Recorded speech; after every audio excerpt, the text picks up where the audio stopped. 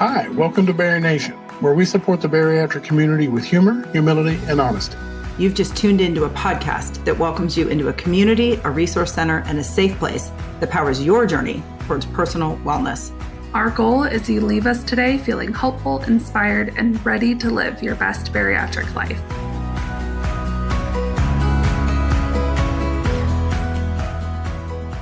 Hi, BariNation. Welcome back to the podcast. Today, we have one of our favorite expert guests joining us, Dr. Chen, to talk about his most favorite thing on the planet, gut health. Can't wait.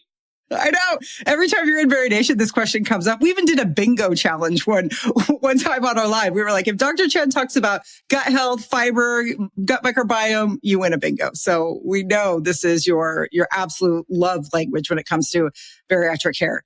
So before we jump into the questions, will you introduce yourself just briefly for anybody who hasn't had the opportunity to meet you yet? Absolutely. So Dr. Chen here, a proud supporter, a proud member of BariNation. Me and my partner, Dr. Cribbins, we're your resident bariatric surgeons here in Dallas. And if you don't know us, you might know our office mascot, Marty the office corgi. We are proud supporters of BariNation. We love everything that BariNation stands for, and we are just happy to provide any sort of support for our community that we can provide. You guys are absolute superheroes of the bariatric community, especially for the way that you treat and care for your patients and the amount of education that you help produce just for patients. Like this podcast, you lead in the BariNation membership community. You have Talk with the Doc sessions. You are just front and center. You are the reason that I think so many people are making the decision to undergo surgery. You are a real person. You're a kind person, and you work every day to eliminate shame and stigma. So thank you for that. Any day. Thank you so much. Happy to be here. Thank you. Okay, let's dive in. Gut health, gut microbiome, these are like hot keyword topics right now. What the heck do they mean? So I love this topic, and you guys know that I love this topic. And I think I love this topic because the gut microbiome is such an important sort of ecosystem, and it impacts our body in so many different ways. And that's why it's such a hot topic these days. We just are continuously finding ways that the gut microbiome influences our health. So what is the gut microbiome? The gut microbiome is essentially all the bacteria and all the other organisms that live in our gut, right? From the top of our gut, from the mouth all the way down. It's all the bacteria, and more than just bacteria, viruses, everything, all sort of any sort of bacteria or any sort of other organisms that line our GI system. And it's more than just, these organisms, more than just, they just sit with us, and they don't just walk around with us all day. They produce their own metabolites, and these metabolites we've been shown to have increasing effects on human health. These metabolites can influence health and disease, and a lot of research has gone into trying to elucidate what the gut microbiome is and how these metabolites influence our health. And recent research has really shown just how critically important the gut microbiome is and what can happen to our health if it's not maintained or cared for or loved on, right? Because our gut microbiome is really responsible for so many critical processes that our bodies rely on each and every day to function. So a lot of studies exactly that. So you could have a good gut microbiome. You could also have bad gut microbiomes. The bad gut microbiomes have been linked to a lot of the pro-inflammatory problems that people have.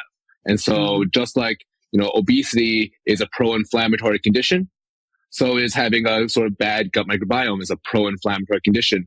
And, changes in your gut microbiome have been linked to, everything from cardiovascular health or cardiovascular disease. Changes in your gut microbiome have been linked to arthritis, autoimmune diseases, you name it. Just like obesity impacts the whole body, head to toe. Changes in the gut microbiome can also impact the whole body from head to toe. Okay. So maybe let's start with the not so good. What things damage our gut microbiome or kill some of those organisms that are living inside that system? So a lot of things can damage our gut microbiome. One of it is, essentially a poor diet, right? So the diet that we live in, the world that we live in nowadays is a highly processed, ultra processed diet, right? Full of saturated fats and without a lot of fiber in it. We absolutely know that these things are not good for the gut microbiome. The gut microbiome needs fiber. That's its main sort of fuel source. Okay. So much of our diet doesn't have enough fiber. If our diet doesn't have enough fiber, well, then the gut microbiome, one, the good organisms can sort of die off and bad organisms can sort of take over. And those bad organisms, if they're looking for, food, well, they don't have the fiber that they normally eat. They will start to attack the lining of your intestines, the lining of your stomach, and it can cause increased inflammation. So, I mean, it's partly, just the diet that we live in. That's one of the things that can sort of lead to bad gut microbiome health. Okay. And I'm just going to take a little bit of a step back here and make sure that I'm understanding what you're saying. So when we eat these ultra processed foods, what we're talking about is food that has been processed to be very different from its original form, right? So food that has things taken out of it or additives that are placed into it, right? It's going through this process of turning a simple grain, let's say, into a pastry or a bread or, right, things that are processed.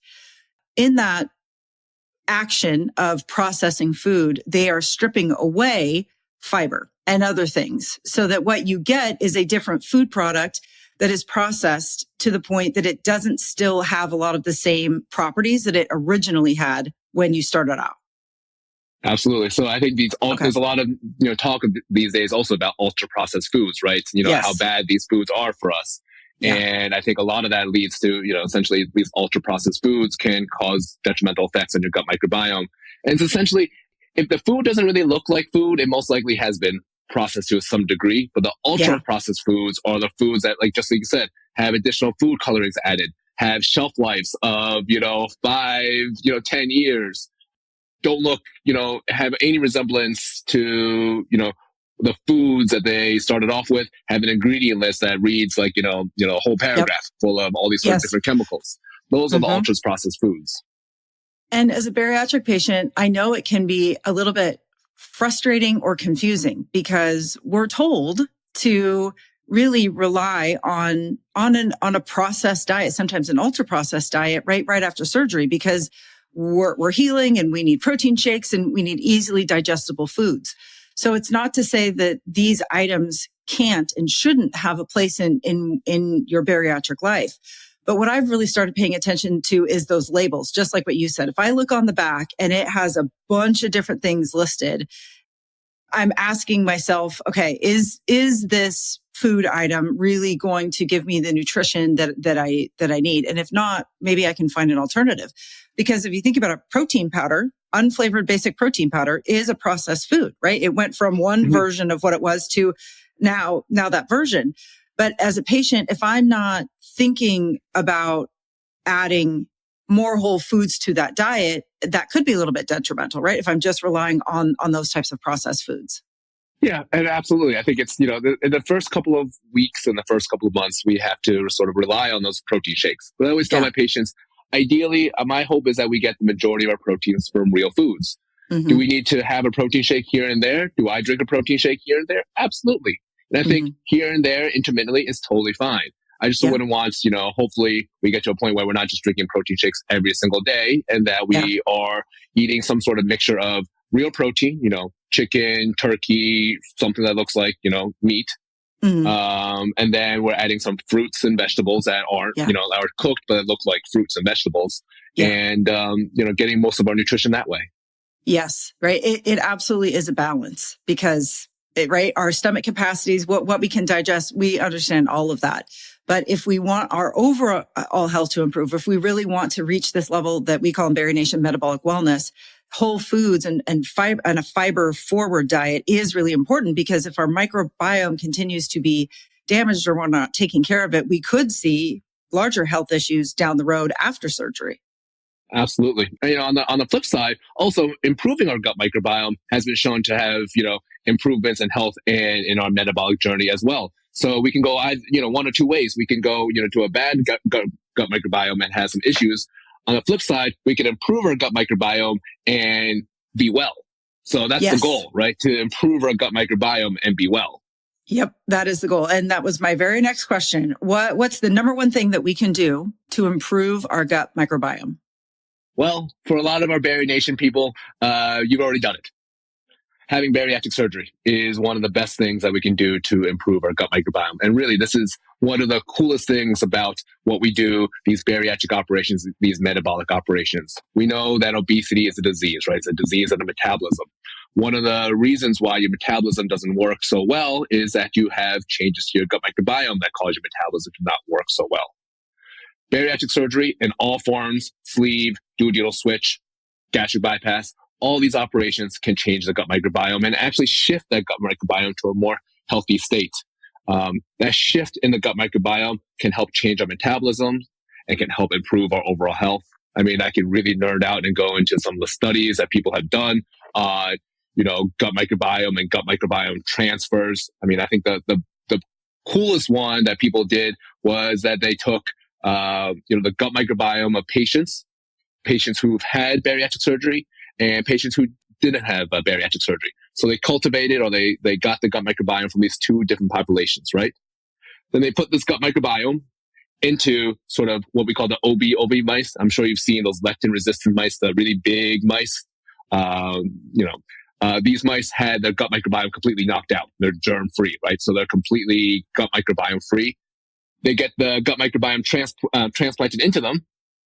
Well, the OB mice who had the gut microbiome from a bariatric patient lost weight.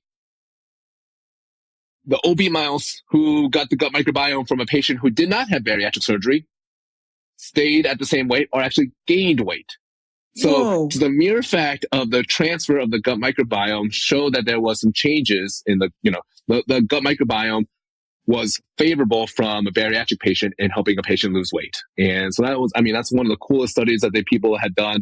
They've done a whole myriad of other studies looking at after a bariatric surgery, the complexity of the gut microbiome increases. You want a complex gut microbiome full of many diverse organisms. The complexity increases, a whole host of studies. But all this says is that the bariatric surgery is one of the best things that we can do to improve our gut health.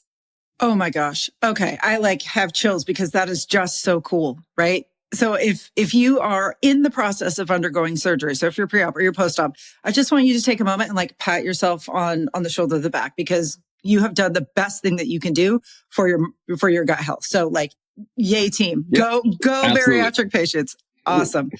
Okay. So then what's the second best thing that we can do to improve our gut health?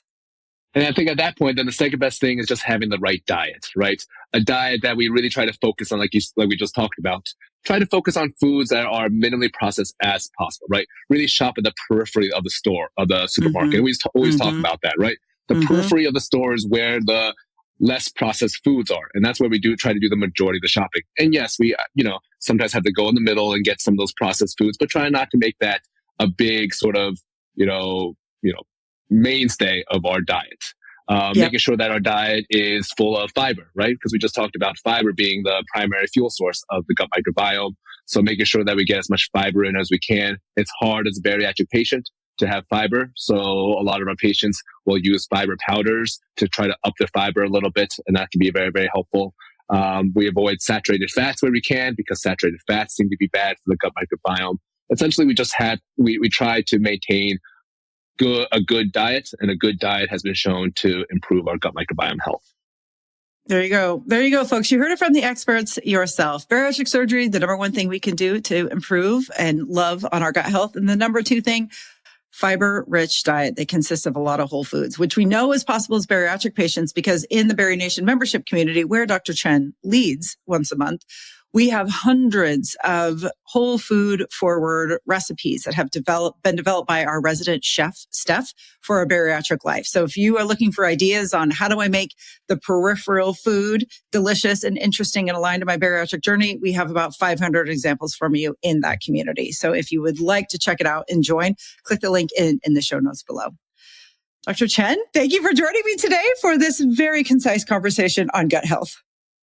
Well, thank you so much for allowing me to nerd out and talk about one of my very, very favorite topics. I know you guys hear this all the time on all of my sort of, every time I'm with the BariNation. The gut health is super important. The gut microbiome is super, super, super important. And like you said, April, you guys, a lot of our patients have done the best thing for it already by having bariatric surgery.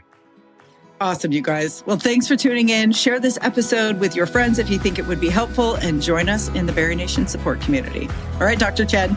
Till next time. See you in the nation soon. Till next time.